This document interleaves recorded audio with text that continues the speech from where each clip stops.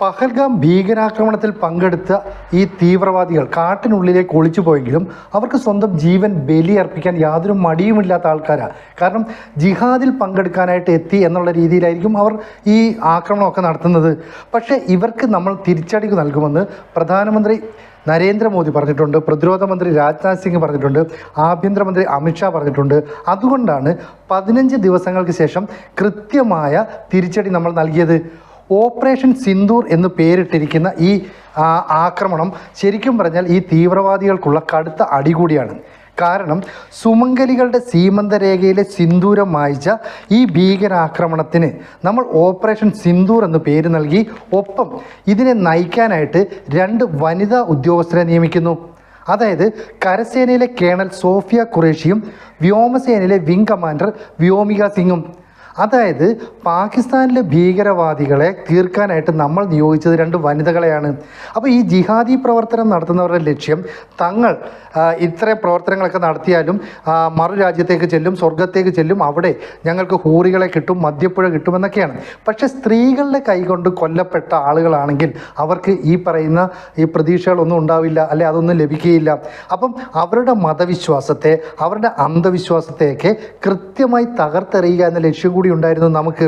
അതുകൊണ്ടാണ് ലോകം മുഴുവൻ കാതോർത്ത ഒരു വാർത്താ സമ്മേളനത്തിൽ ഈ യുദ്ധമുഖത്തിന് നേതൃത്വം നൽകിയ 2 പേരെ ചുമതലപ്പെടുത്തിയത്. അപ്പോൾ ആദ്യം കരുതിയത് യാദൃച്ഛികമായിരിക്കുമെന്ന്. അങ്ങനെയല്ല, ഭാരതം ലോകത്തിന് തന്നെ നൽകുന്ന ഒരു സന്ദേശം കൂടിയാണ്. അതായത് നമ്മുടെ രാജ്യത്തിൻ്റെ നാരീശക്തിയെ ലോകത്തിന് മുന്നിൽ അവതരിപ്പിക്കുന്നു. അപ്പോൾ ഉറച്ച ശബ്ദത്തിൽ വളരെയധികം അഭിമാനത്തോടെ സൈനിക നീക്കങ്ങളെപ്പറ്റി ഇരുവരും വിശദീകരിക്കുമ്പോൾ ഈ ഭീകരാക്രമണത്തിൽ കൊല്ലപ്പെട്ട ആളുകളുടെ, അതായത് പുരുഷന്മാരുണ്ടല്ലോ, അവരുടെയൊക്കെ ഭാര്യമാർ, സഹോദരിമാർ, അല്ലെ മക്കൾ, ഇവരൊക്കെ ഇത് കാണുകയാണ്. അപ്പോൾ അവർക്കെല്ലാം തന്നെ ആശ്വാസമേകുന്ന തരത്തിലാണ് ഇത്തരത്തിലുള്ള ഒരു നിലപാട് ഇന്ത്യ സ്വീകരിച്ചത്. അപ്പോൾ പഹൽഗാമിൽ പുരുഷന്മാരെ മാത്രമാണ് ഭീകരർ വെടിവെച്ച് കൊലപ്പെടുത്തിയത്. അത് കൊന്നത് ഭാര്യയുടെ, മക്കളുടെയൊക്കെ മുമ്പിൽ വെച്ചാണ്. മതം ചോദിച്ച് ഉറപ്പ് വരുത്തിയതിന് ശേഷം ഇത്തരത്തിൽ ഒരു ആക്രമണം നടത്തിയപ്പോൾ ഏതാണ്ട് വലിയ സന്തോഷം കിട്ടി എന്നുള്ള രീതിയിലാണ് അവർ പ്രതികരിച്ചത്. ഈ കൊല്ലപ്പെട്ട വിനയ് നർവാൾ എന്ന് പറയുന്ന ആളുടെ ഭാര്യ ഹിമാൻഷി നർവാൾ പറഞ്ഞത്, ഞങ്ങളുടെ വിവാഹം കഴിഞ്ഞ് 6 ദിവസം മാത്രമേ ആയുള്ളൂ, എന്നിട്ടാണ് ഈ ഭീകരവാദത്തിൻ്റെ ഇരയാകേണ്ടി വന്നത് എൻ്റെ ഭർത്താവിന്. എന്തായാലും എൻ്റെ സങ്കടത്തിന് പരിഹാരം കാണാൻ ഇന്ത്യൻ ഭരണകൂടത്തിന് സാധിച്ചു, പ്രധാനമന്ത്രി നരേന്ദ്രമോദിക്ക് സാധിച്ചു. അപ്പോൾ ഇത്തരത്തിലുള്ള വനിതകളുടെയൊക്കെ സങ്കടം തുടച്ചു മാറ്റാൻ വനിതകളെ തന്നെ നിയോഗിക്കുക എന്നുള്ളത് ഇന്ത്യ കൃത്യമായി നൽകിയ തിരിച്ചടിയാണ്. ഇപ്പം നമുക്കറിയാം, കൊച്ചി സ്വദേശിയായ രാമചന്ദ്രൻ, അദ്ദേഹത്തിൻ്റെ മകൾ ആരതിയുടെ മുമ്പിൽ വെച്ചാണ് ഈ രാമചന്ദ്രനെ വെടിവെക്കുന്നത്. അപ്പോൾ ഈ മകൾ പറയുകയാണ്, ഈ പ്രധാനമന്ത്രിയുടെ വാക്കുകളെ ഞാൻ വിശ്വസിച്ചിരുന്നു, തിരിച്ചടിക്കുമെന്ന് അറിയുമായിരുന്നു, അതിനായി പ്രാർത്ഥിക്കുകയും ചെയ്തു. അപ്പോൾ അങ്ങനെ കാത്തിരിക്കുമ്പോഴാണ് വനിതകളെ കൊണ്ട് തന്നെ തിരിച്ചടി നൽകിയത് എന്ന വാർത്ത പുറത്തേക്ക് വന്നത്. അപ്പോൾ അച്ഛൻ്റെ നഷ്ടം നികത്താൻ സാധിക്കുന്നതല്ല, എങ്കിലും പുരുഷന്മാരെ കൊന്നുകളഞ്ഞ സ്ത്രീകൾക്ക് നൽകിയ ഒരു ആഘാതമുണ്ടല്ലോ, ആ ആഘാതത്തിൽ അവർ ജീവിക്കണമെന്ന് ഭീകരർ ഉദ്ദേശിച്ചുവെങ്കിൽ അതേ നാണയത്തിൽ ഇന്ത്യ തിരിച്ചടി നൽകുന്നു. അതായത് ഒരു കാരണവശാലും ഈ ഭീകരരെ ഇനി മുന്നോട്ട് പോകാൻ അനുവദിക്കില്ല.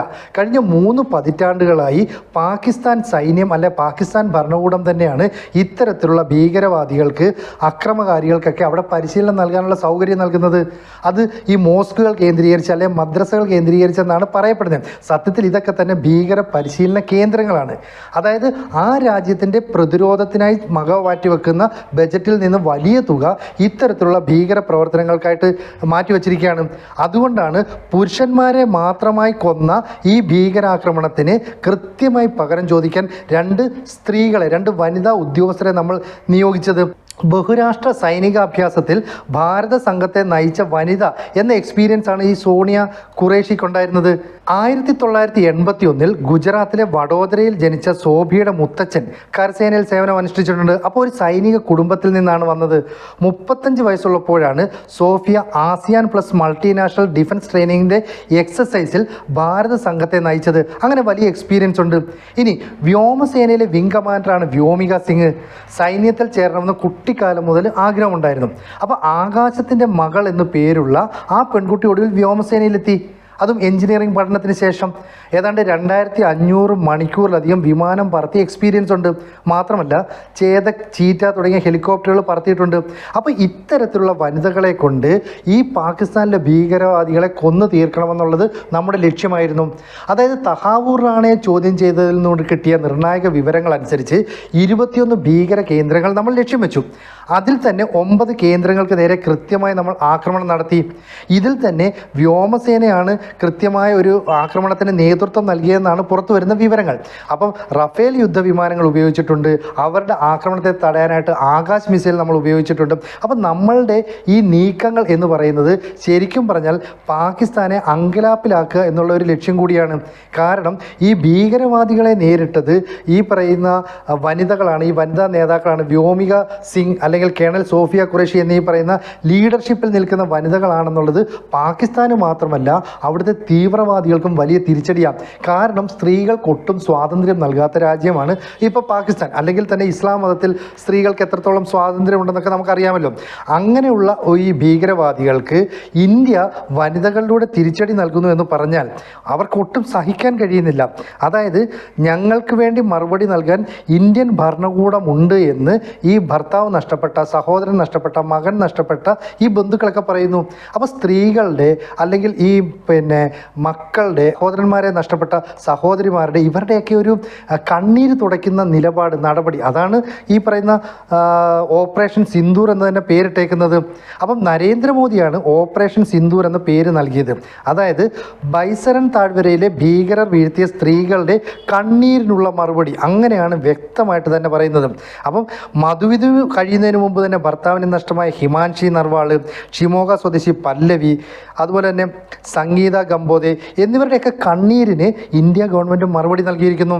മരണപ്പെട്ടവരുടെ കുടുംബങ്ങൾക്ക് നീതി ലഭ്യമാകുമെന്നും ഭീകരർക്കും കൂട്ടുനിന്നവർക്കും പ്രതീക്ഷിക്കുന്നതിനപ്പുറമുള്ള തിരിച്ചടി നൽകുമെന്നും പ്രധാനമന്ത്രി വ്യക്തമാക്കി. അപ്പോൾ അന്ന് പല്ലവിയോട് ഉൾപ്പെടെ പറഞ്ഞത്, ഞങ്ങൾ നിങ്ങളെ ആക്രമിച്ചു, ഈ കാര്യം നീയൊക്കെ പോയി മോദിയോട് പറയടി എന്നാണ് പറഞ്ഞത്. അപ്പോൾ കൃത്യമായിട്ട് മോദിയോട് പറഞ്ഞു. മോദി അതിനനുസരിച്ചുള്ള കരുക്കൾ നീക്കി. അപ്പോൾ ഇന്ത്യൻ ഭരണകൂടം ഇതിനനുസരിച്ചുള്ള ഒരു ചാർട്ട് തയ്യാറാക്കുന്നു, ലക്ഷ്യസ്ഥാനങ്ങൾ കണ്ടെത്തുന്നു, എന്നിട്ട് 300ഓളം ഭീകരരെ തീർക്കുന്ന രീതിയിൽ കൃത്യമായ ആക്രമണം നടത്തുന്നു.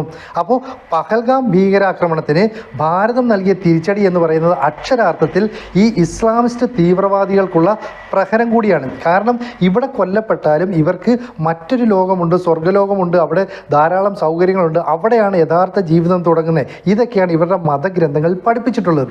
ഇനി അത്തരം മതഗ്രന്ഥങ്ങൾ പഠിപ്പിച്ച കാര്യങ്ങൾ കിട്ടുമെന്ന് പറഞ്ഞ് ഇവർക്ക് അങ്ങോട്ട് പോകാൻ പറ്റില്ല. കാരണം സ്ത്രീകളുടെ കൈകളാൽ കൊല്ലപ്പെട്ടാൽ, അല്ലെങ്കിൽ സ്ത്രീകൾ നേതൃത്വം നൽകുന്ന വിങ്ങിനാൽ ആക്രമിക്കപ്പെട്ട് മരണം പോകിയാൽ ഇവർക്കിതൊന്നും കിട്ടില്ല. അപ്പം ഈ സ്ത്രീകളെ എത്രത്തോളം അടിച്ചമർത്തിയാണോ ഇവർ മുന്നോട്ട് പോയത്, അതേപോലൊരു തിരിച്ചടി 300-ലധികം ഭീകരർക്ക് നമ്മൾ നൽകിയിരിക്കുന്നു. അപ്പോൾ ശരിക്കും പറഞ്ഞാൽ കേണൽ സോഫിയ ഖുറേഷിക്കും വിം കമാൻഡർ വ്യോമിക സിംഗിനും വലിയൊരു സല്യൂട്ടാണ് നമ്മൾ നൽകേണ്ടത്.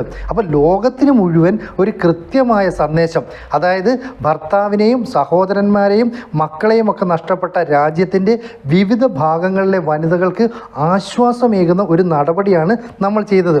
ഇപ്പോൾ ആരതി ഉൾപ്പെടെയുള്ള ആളുകൾ ഇക്കാര്യം കൃത്യമായിട്ട് പറയുന്നു. ഞങ്ങൾ ഇത് പ്രതീക്ഷിച്ചിരുന്നു, വിശ്വസിച്ചിരുന്നു.